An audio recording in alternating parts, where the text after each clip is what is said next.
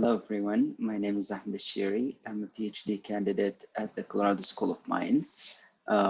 Today, I'm presenting our paper, Attacking and Protecting Tunnel Traffic of Smart Home Devices.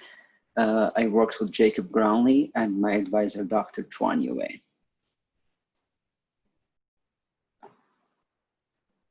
Let's start by defining what smart home is. It could be the appliances in your house connected to the internet with remote access for the user. It could be the lighting or the heating system or the voice assistant like Alexa or Google Home. Usually smart home devices are Internet of Things devices because they have limited processing power and memory. Why are smart home devices are getting popular? For a variety of reasons. Some of them are security and control. So if you have kids or you have some people getting in your house, so you can control who gets in and out, and you can have like kind of security monitoring of the situations in the house. Or it could be for efficiency, like some appliances will turn on when the utility prices are low and turn off when the utility prices are high. Or could be for entertainment. So you could ask your Alexa to play relaxing music or something like that. So some statistics about smart homes. There is at least one smart home device in 69, which is the majority of the houses in the United States. And there are 3 in 5 Americans own smart home devices for security purposes in their houses. And by 2024, we might have 375 million globally. That's a huge number, considering that the smart home is not owned usually by just one person. So you're talking about like, it could be like almost half the people will live in smart homes. The cost or the downside of adopting smart home devices, we've seen some major security issues like Mirai botnet. In 2016, it took down the internet in 4 or 5 states, including New York and Washington, D.C. And we've seen problem with the trigger action platforms recently by the research community, where, for example, certain automations will lead to unsafe state of the house. For example, it could lead to unlocking the door by mistake or unintentionally by some automations in the house. And that's a different project, but like those kind of like downsides of adopting smart homes. For the privacy issues, we have problems about data collections and who own the data. Do you have the right to opt out or delete your own data, and all of these things. But with these things, we have certain regulation like the GDPR or even California Privacy Act that could regulate these kind of things. However, with the traffic analysis, which is the focus of this paper, it's very hard for regulations to put restriction, or it's hard to detect. And those kind of attack, usually that's based on traffic analysis, are passive. So if it's passive, it's really hard to hard to detect. So a quick brief introduction about the traffic analysis. It's not necessary that it's usually used, traffic analysis is usually used to optimize the network performance or prevent malicious behaviors. So it's a good, there are a lot of good usage for it. However, it could be used by attacker to violate smart home privacy. For example, device identification, which is what we're doing in this paper. If we could identify the devices, we could infer the activities about the user. So if you're watching TV or like you're cooking or whatever smart device you're using, and if we're able to know what device you're using, we're very likely able to know what you're doing.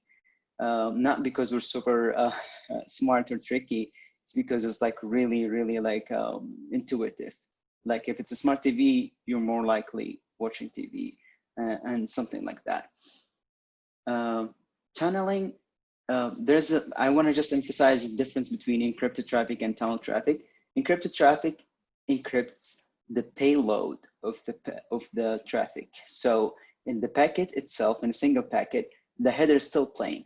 So what's in the header is really valuable for traffic analysis, like IP addresses, ports used, protocols, and all of these things. So if I know what IP address you're using, it could be really trivial to know what you're doing, because if you're using whatever, like Samsung TV IP, for example, I could basically guess you're watching TV. However, if the traffic is tunneled, the payload is encrypted and the header is encrypted. So what you see is only the size of the packet and the time of the use. And so it's really harder to do like a tunnel traffic analysis and tunnel traffic. So to give you a visual about tunnel traffic, if you look at the sequence here on top of this figure, so the gray represents device B, and the yellow represent device A.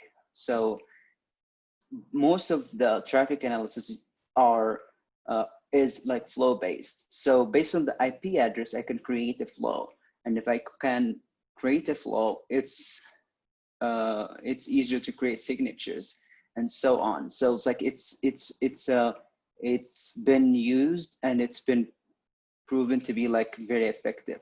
However, when the traffic is tunneled, you don't know which device is sending which. So it's kind of like really plain. You see the packet size, but you don't see the IP address. So it's very hard to create flows. So that's what we're trying to do here. We're trying to like identify devices of the smart homes based on just the tunnel traffic. So the threat model here, assuming the user is tech-savvy person who can install or customize a VPN connection for all the smart home traffic. So at the router level or a hub level. So all the devices traffic will go through the VPN client that the user is creating here. And it will go to the VPN server. So the attack will happen in the tunnel traffic.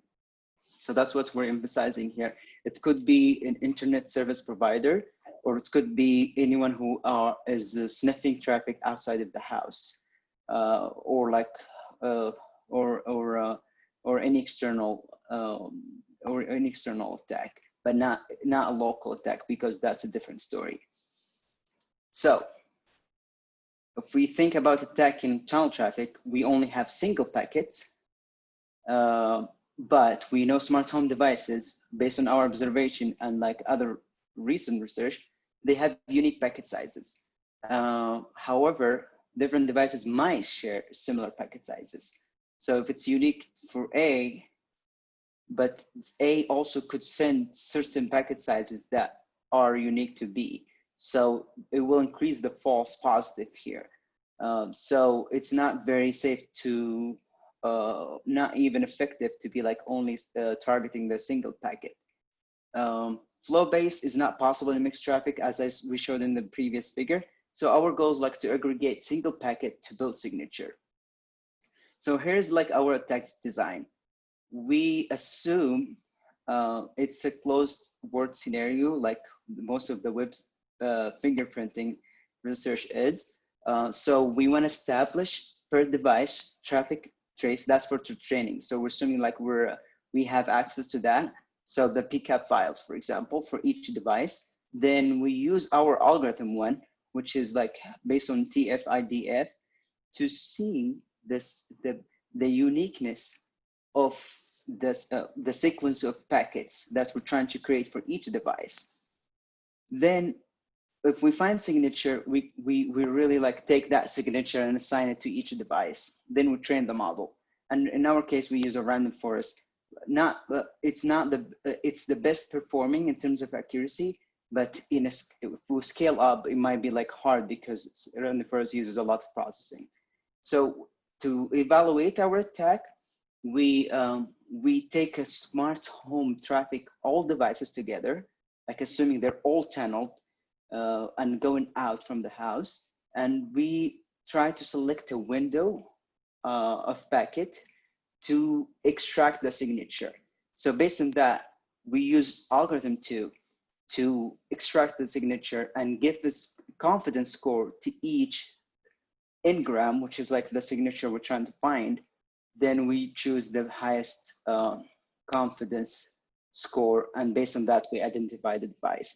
And our algorithm 2 on the paper will give more details. So this is a visual of algorithm 2. So here, the 156, the current packet here, that's what we can see.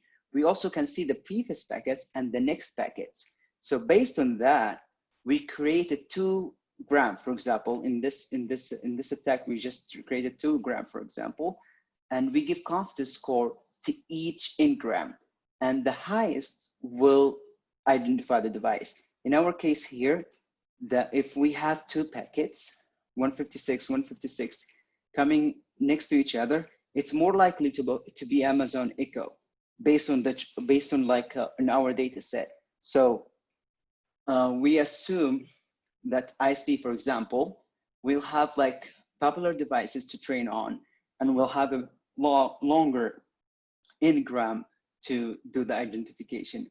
And here we're just trying to prove like smart home devices have a distinct periodic packet sizes. In this case, like M is 7 and N, which is like the n-gram, is 2. So to evaluate our attack, we used a publicly published data set of 20 smart home devices over a period of 23 days. We removed all local traffic because we assumed it's an external attack. We split the PCAP file into individual devices for the training, but for the testing, we fed all the traffic together, and we tried to identify which packet belongs to which device. And of course, the value of M and N could change for different smart home traffic. And this is the result for our evaluation. As you can see, like it's pretty high on a tunnel traffic.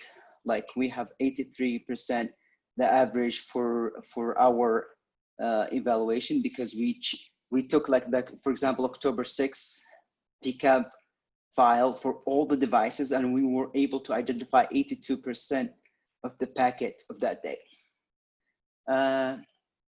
It's not all bad news. We provide a defense mechanism as well. So we aim to not have any fragmentation or any unnecessary overhead or delays, because that will affect the utility or even the security.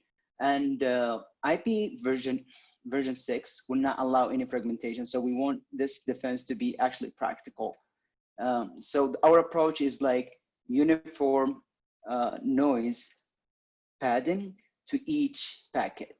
And we prove, the proof is in the paper, that it's approximate differentially private because we did not consider fragmentation. If we had considered fragmentation, we might have been able to prove it's differentially private. And this is the design for our defense. We capture the traffic of the smart home as a whole. Then we pad the packet with the uniform noise, not exceeding 15, for example, 1500 bytes. Then we're at the client at the VPN client, then we remove the noise at the VPN server. Then we send it back to the IoT services to preserve the utility. Then we evaluated our defense from 2 perspectives, the accuracy. So that's, our accuracy was like 84-ish. Then we were able to get it down almost to random noise, and this is like good security for all the 4 days. And for the overhead, we compare our uniform noise addition to the Laplace noise, which is differentially private, but we could not do it because we did not fragment or consider fragmentation. And it was pretty good in terms of like not causing a lot of overhead. In conclusion, we showed that TA classifier can be harmful to personal privacy by knowing what people do at their houses. We perform a new attack on tunnel traffic, and we provided an efficient defense against our own attack, because that's a new attack on a tunnel traffic of smart homes. We foresee our algorithm to work against different data set, and we would like to infer activities, not just like identify devices. And that's it. And thank you for watching my presentation, and happy to answer any question. Thank you.